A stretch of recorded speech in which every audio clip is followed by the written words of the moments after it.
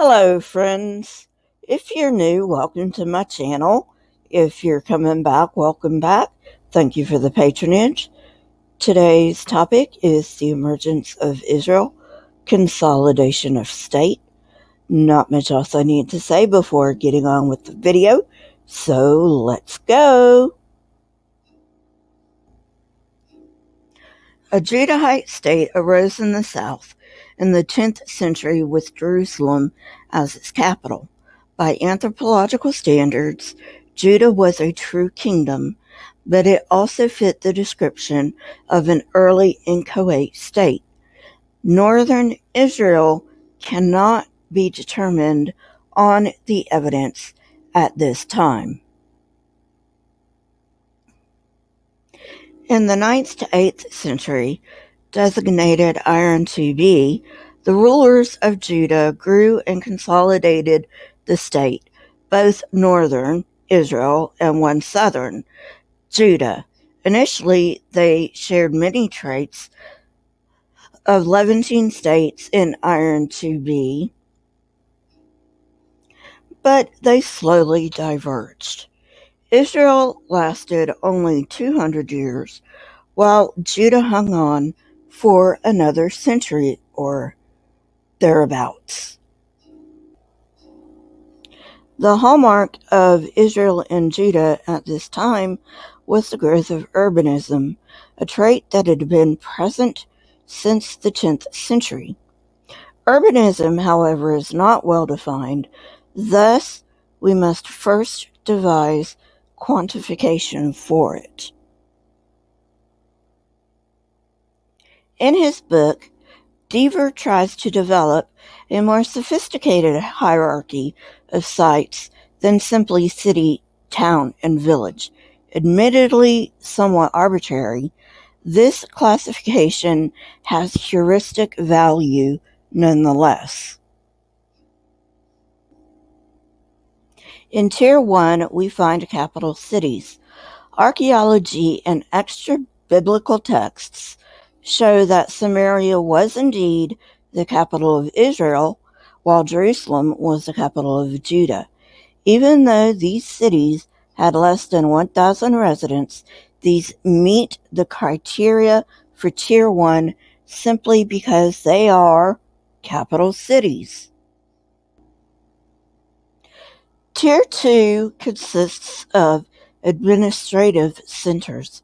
Here, too, size is not as significant as strategic location and the concentration of political and economic power. In Iron II, Israel and Judah had many such sites. Tier 3 are the cities, defined by over 1,000 inhabitants. We characterize ancient cities that are universally regarded as the first cities that developed in Mesopotamia in the 4th and 3rd millennia. Sites that are universally considered true cities in ancient Sumer and Akkadian had 20,000 to 40,000 residents. Recently, scholars have tried to be more precise by developing a model based on carrying capacity, the limit of a region's ability to sustain a given population. According to this model, a village or town must evolve into a city when the population growth outgrows production means. A city, then, must organize outside agriculture areas, towns, and villages to feed itself. This implies central authority. Ancient Israel and Judah had a smaller carrying capacity than Mesopotamia due to the natural environment and lack of technology.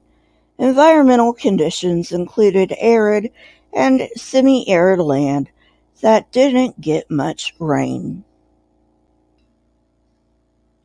Given these conditions, agriculture did not come easily.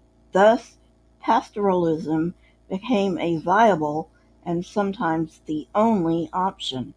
Runoff or gravity irrigation was not possible due to the layout of the terrain. These conditions made agriculture necessarily small scale. In addition to weather and terrain, farmers could only commute a few miles from their homes. This is for all pre-industrial societies, not just Israel and Judah. For this reason, towns could only control about 15.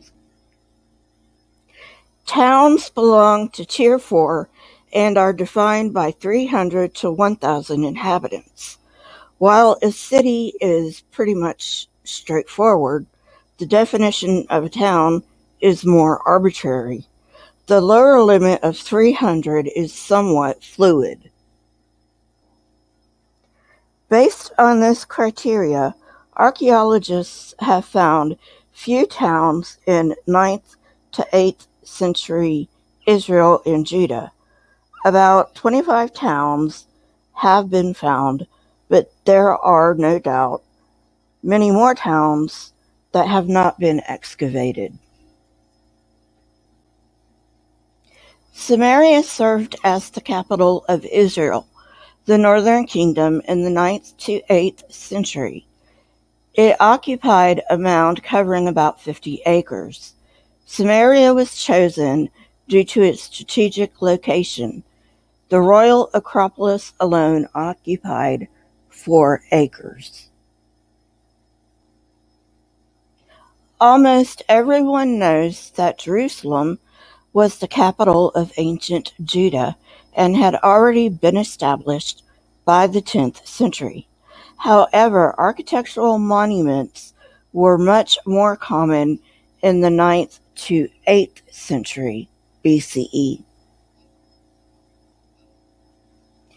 In this time period, a defensive city wall was built, enclosing Temple Mount and what is now known as the City of David. In addition to providing protection, it was the foundation of several terraces and domestic houses. The population soon grew to the point where the city spread beyond the wall. These dwellings were destroyed by the Babylonians in the siege of 587-586 BCE. A huge citadel had been built in the 9th century and use probably continued into the 8th century. Israel and Judah had several administrative centers, but I will only talk about Dan. This center is typical of early Israelite walled cities.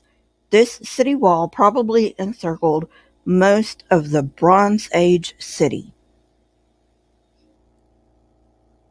This strategically located city was at the headwaters on the Jordan, on the border with Syria, making Dan a key site of the northern kingdom. I have 2 merch stores. One is on my website.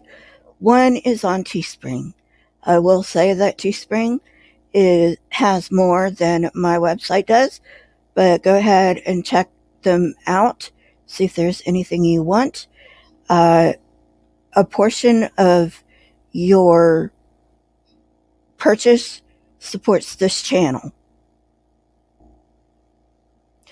Well, friends, that's it for today. I hope you enjoyed it. If you did, hit that like button, press the subscribe button, and if you want to know when I come out with new content, ring the bell next to the subscribe button. My Twitter, Discord, email, PayPal, website, and Teespring links are in the description, along with the source that I used for this video. Please leave comments in the comments section. Not only do I love hearing from you, but it also triggers the YouTube algorithm. Keep learning and searching for truth. Here are a few videos from my library. If you have not watched them yet, go ahead and watch them and tell me what you think. Until next time, friends, stay safe and goodbye.